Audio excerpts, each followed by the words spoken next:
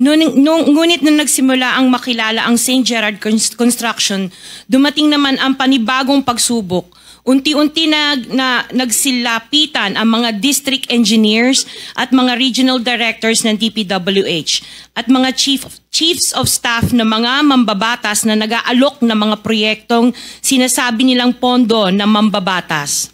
Noong una, sinubukan naming labanan ng mga ito sa pamamagitan ng pagre-report sa DPWH ng mga tiwaling kawani ng gobyerno, subalit hindi sila natitinag sa mga ito.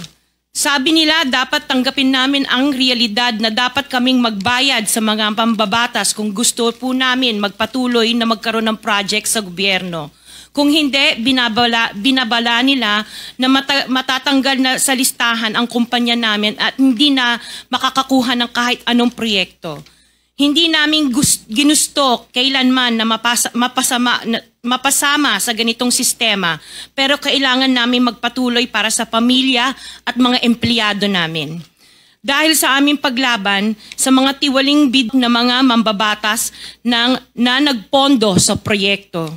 Dahil naiipit na ang aming negosyo, lumulubog na kami sa lumalaking utang ng kumpanya at peligro sa buhay ng aming pamilya.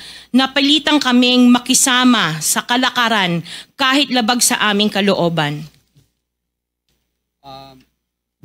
Magandang umaga po, Mr. Chair at kagalang-galang na senators at miyembro ng Blue Ribbon Committee, lalong-lalo po kay Senator Rodante Marcoleta.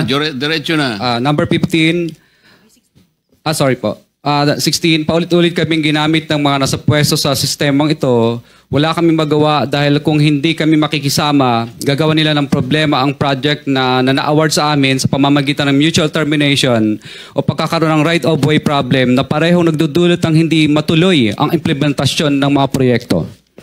Matapos naming manalo sa mga bidding, may mga opisyal mula sa DPWH ang lumalapit sa amin para humingi at kumuha ng bahagi niya sa halaga ng proyekto.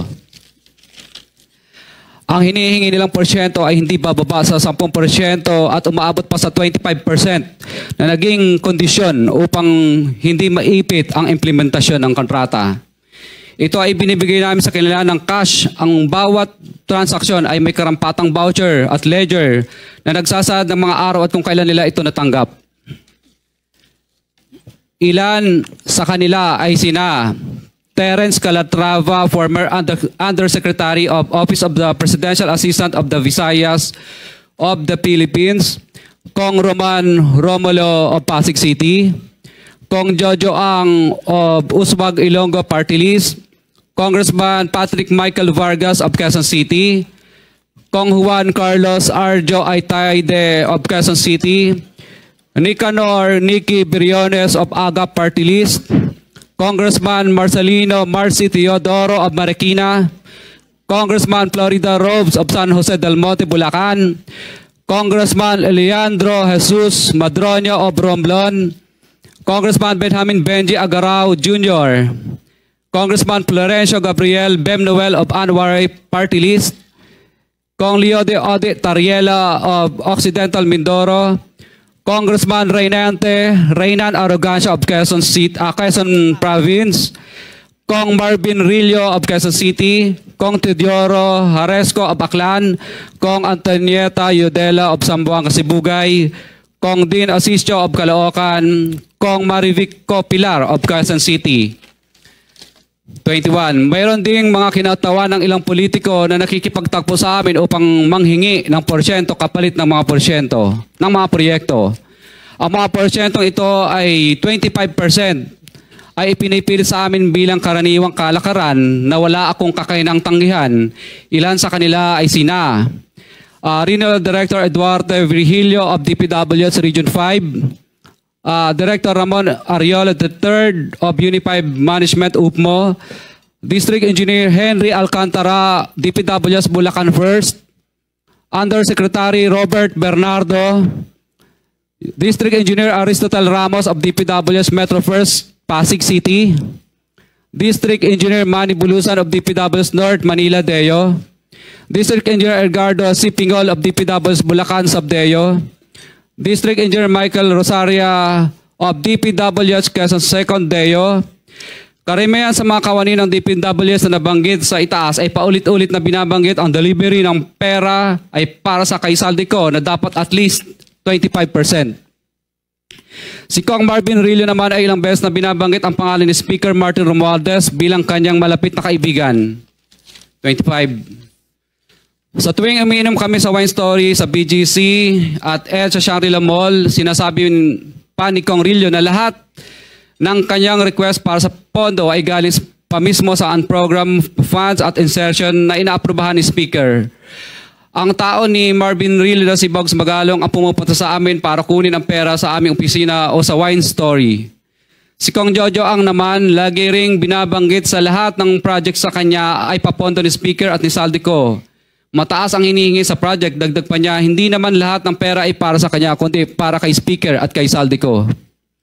Sa lungsod ng Pasig naman, lumapit sa akin ang DPWH project engineer na si Angelita Garucha para kolektahin ang parte ni Kong Roman Romulo sa flood control projects noong 2022. Number 28. Pagdating ng 2025, si District Engineer Aristotle Ramos ang sumunod na nagpakilala na bagman ni Kong Roman Romulo kung saan 30% ang kanyang hiningi ay para kay Kong Roman Romulo. Sinabihan ko kay D.E. Ramos na masyado namang mataas, ngunit sinabi niya na walang magagawa dito dahil pondo ito galing sa unprogrammed funds at insertion galing sa taas. Sa ilang pagkakataon, ang mga politiko na personal na inabutan ng halaga ayon sa hiningi nilang porsyento mula sa proyekto. Ang pagbabayad na ito ay hindi naman kagustuhan kundi isang hakbang na ginawa namin dahil sa matinding panggigipit. Ilan sa kanila ay sina Kong Antonieta Yudela kasama ang kanyang asawa, Kong Marvin Rillo of Quezon City, Kong Nikki Briones of Aga Party List, Arturo N. Atayde, ama ni Kong Arjo Atayde, Kong Florencio Gabriel Bem Noel of Anwaray Party List, Kong Eliandro Jesus Madroño of Romblon, Kong Benjamin Benji Agarao Jr. Bagamat naging matinding pagsubok ang kabawasan ng pondo na nakalaan sa proyekto, pilit at matapat naming sinusunod ang bawat espesipikasyon na nakasaad sa Program of Works na nakasaad sa proyekto ng DPWH. Nakakasiguro kami na nagawa namin ng maayos at matapat ang bahagi o phase ng proyekto na na-award sa amin. Sa katunayan, hindi kami mababayaran ng DPWH kung hindi ito dumaan at pumasa sa maraming material testing na naaayon sa design ng DPWH. Ina-assess at ini-inspect ng DPWH ang bawat proyekto base sa natapos na parte o accomplishment.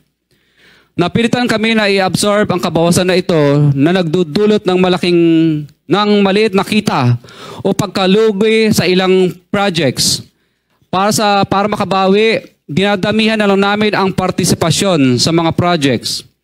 Taliwas sa mga lumalabas na may mga impormasyon sa publiko, hindi kailanman kami gumawa ng ghost projects. At masugid kami nag-i-inspect sa lahat ng aming mga natapos na projects. Handa po kaming tumistigo ng walang pilit at kusang loob bilang state witness at sabihin ang lahat ng nangyayaring katiwalaan ng Kamara, DPWH at iba pang mga kawani ng gobyerno upang gawin ang tama. Kami ay lubos na humihingi ng tulong sa Senate Blue Ribbon Committee na pinamumunuan ng buting Chairman Senator Dante Marcoleta at kay President Bongbong Marcos para sa proteksyon at seguridad ng aming pamilya. Ang salaysay na ito ay kusang loob namin ginawa at walang sino mang pumilit na gawin ito. Sa katotohanan ng lahat ay nilagdaan namin ang salaysay na ito ng kusang loob at walang pumipilit. Sign.